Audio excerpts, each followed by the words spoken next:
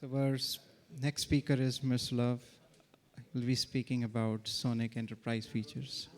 Miroslav, how about you introduce yourself? And Is it working? Is the mic working? Perfect.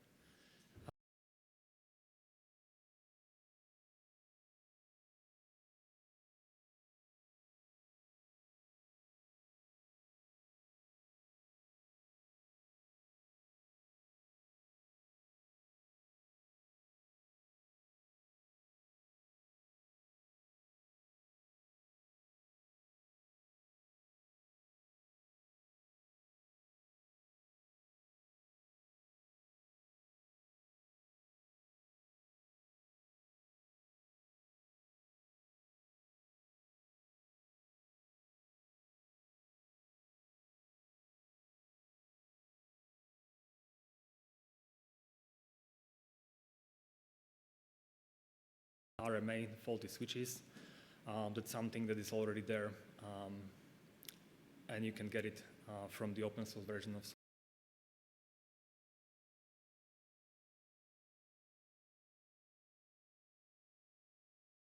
of cable. You gotta set the management IP address, the access. You need to somehow configure all the networks.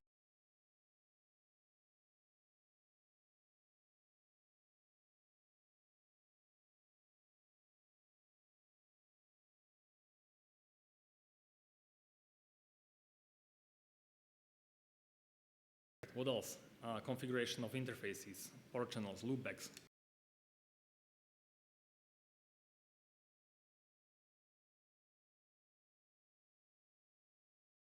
Sure. Configuration of the overlay networks. So being able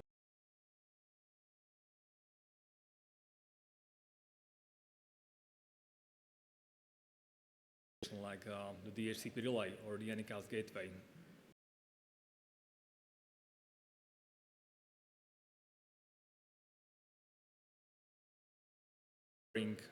It's there, and many more features. I put there a link on the bottom, so I'm not sure whether this presentation will be available to download.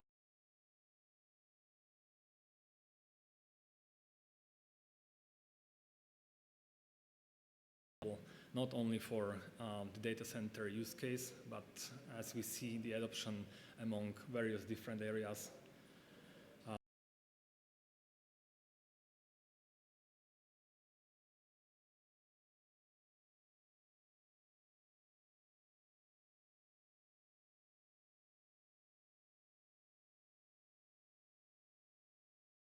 And you are not touching the configuration that often, like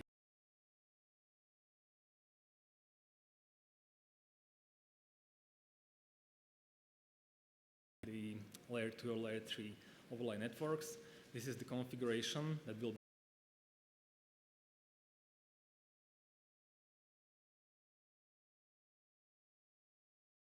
change the configuration of the individual devices in a data center.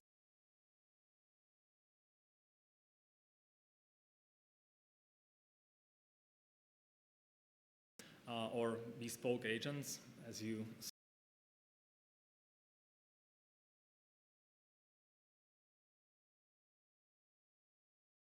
new release of a SONiC, or you can use a standardized agent, which is basically the GNMI OpenConfig interface that SONiC provides, which is model-driven, based on the OpenConfig Yank models, and well-defined. A really quick introduction for those who are or don't have any experience with the GNMI. So the GNMI is based on the gRPC. When you take a look on the proto specification, you'll figure out that you'll have these 4 services that you can use to send messages to the device. So the capabilities service, so basically RPC, you set the capability request, and the device will get you back all the models that are supported by the device, as well as what kind of encodings you can use to talk to the device, and the actual GNMI version. So this is basically a handshake. You want to make sure that the API contract is the same on both sides when you are configuring the device. The GET request, that's something that you probably gonna use to retrieve either configuration or operational data. So you define the path of the data tree, what do you want to retrieve, and the type, where you can define that you only want the configuration data, or you want the operational data. Or if you don't define the type, then you'll get the whole three mixed configuration and operational data.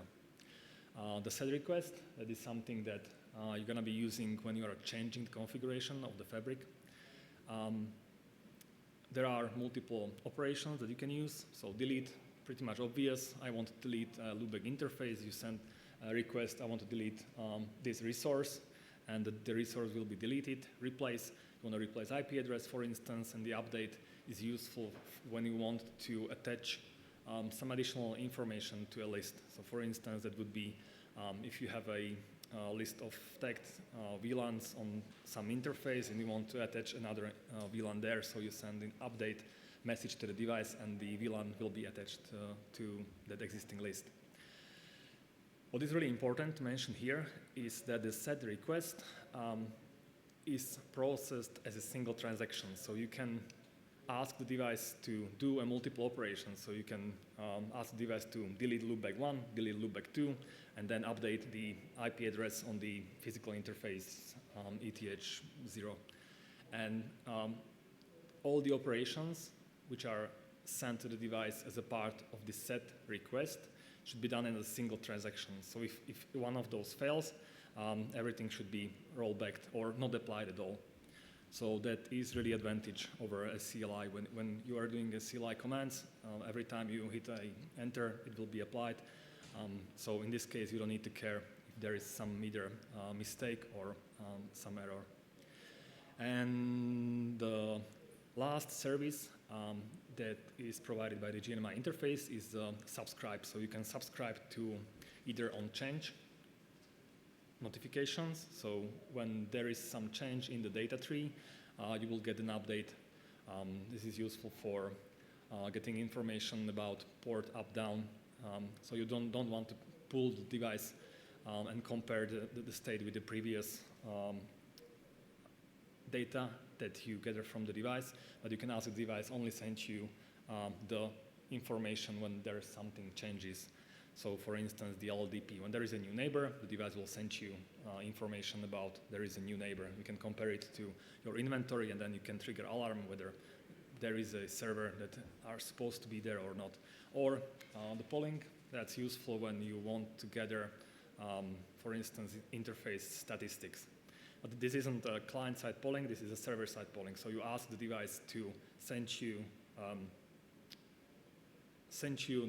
some kind of a sub-tree on which you subscribe at some time interval. So you let the SONiC decide if there is a more important some work to do, like I'm calculating routes, then the device can decide, then I will wait until there is something more important happening, and I will send the statistics just after the time. All right. So my advice, what do you need to build an enterprise SONiC data center? First, you should start with some enterprise distribution. Then you're gonna need the enterprise orchestrator, and ideally, you're gonna need a validated design to build the whole data center. What we're doing in Pantheon, we introduced this new product from our networking portfolio called SendWork. What it does, it reduces the complexity of managing of the data center. It accelerates the management of the network services. It simplifies the deployment of additional network services. And as well, we support the mobility use cases. And we have really extensive role-based access control attached to every single API that we expose. So you can have a more granular approach of managing the data center. So you can have a role that can only manage like DHCP relay, or you can have a more granular way of configuring individual parts of the data center fabric. as well as we're trying to eliminate the error-prone manual configuration. Some of the features that are available today is the day-to-fabric configuration. We have internet state stored in our inventory, so we can compare what is the actual state on the fabric versus what is supposed to be there. So we can give the to the user a comparison of if there's something wrong in the fabric. We have, of course, visibility, device lifecycle management, the role-based access control, auditing, and we provide the integration to your existing OSS BSS system by API that is described by the Open API. And we are integrated with the SONiC enterprise distribution. All right, so where do I get the SONiC enterprise distribution? You can ask your preferred hardware vendor. And where you can get the enterprise orchestrator, you can ask us. Thank you very much. Thank you, Miroslav. Any questions?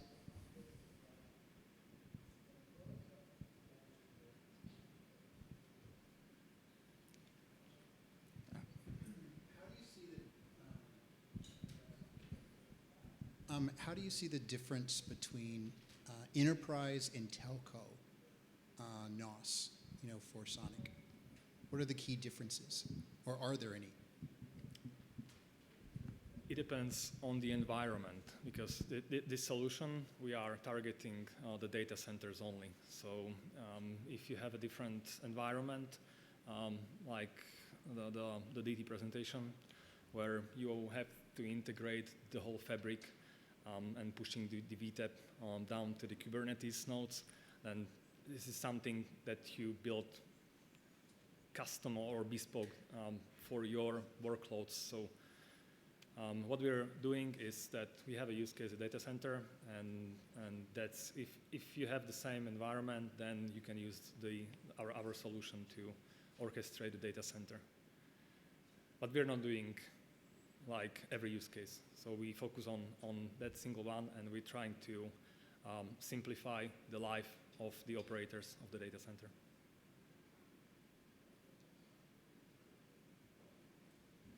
Any more questions?